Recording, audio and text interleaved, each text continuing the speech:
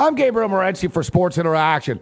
As you know, we spent a lot of time over the past couple of weeks talking about Major League Baseball futures. One of the teams that I glowingly endorsed were Tony La Russa's St. Louis Cardinals. Well, I'm expecting a gift basket right about, let's say, now from Dusty Baker and the Cincinnati Reds. Since I endorsed the St. Louis Cardinals, not only have they gone on to lose consecutive series to the Chicago Cubs and New York Mets, respectively, they also lost out to the Philadelphia Phillies in the Roy Oswalt sweepstakes, which incidentally, pairing Roy Oswalt with Roy Halladay is, that's scary for the opposition. It's also the most men named Roy in the same room since Roy Clark's hee-haw was mercifully taken off the air. Now, speaking of mercifully, the St. Louis Cardinals do catch a break. They get the Pittsburgh Pirates this weekend. Other interesting series of note, Tampa Bay and the Yankees. This is on the line, baby, and I think Tampa Bay have what it takes to win the American League East this year, and it starts this weekend. The Dodgers and Giants renew their West Coast rivalry, and I can't believe San Diego are as good as they are,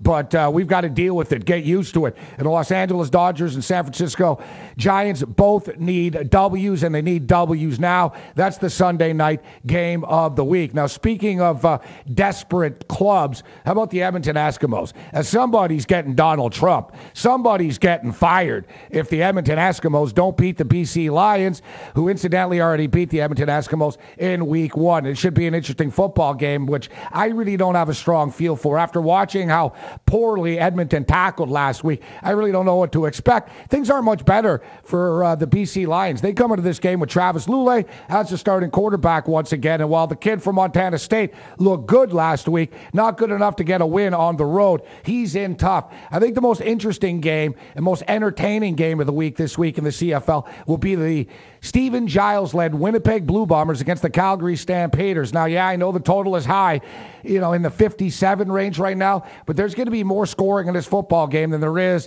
at an AVN Adult Award after party. I expect it to be entertaining, and I expect the total to get shredded. I'll take the over in this football game. Now, it's a great weekend for sports fans and sports bettors. There's a little bit of something on the board for everybody, especially fight fans. Let's step up into the squared circle, talk a little bit about the sweet science. Marquez and Diaz, too, throw it down again. And I used to be a big Juan Diaz fan, and I still have a lot of respect for the guy, but at 26 years old, seems to have taken a lot of shots, and he doesn't seem to have all that much left in the tank.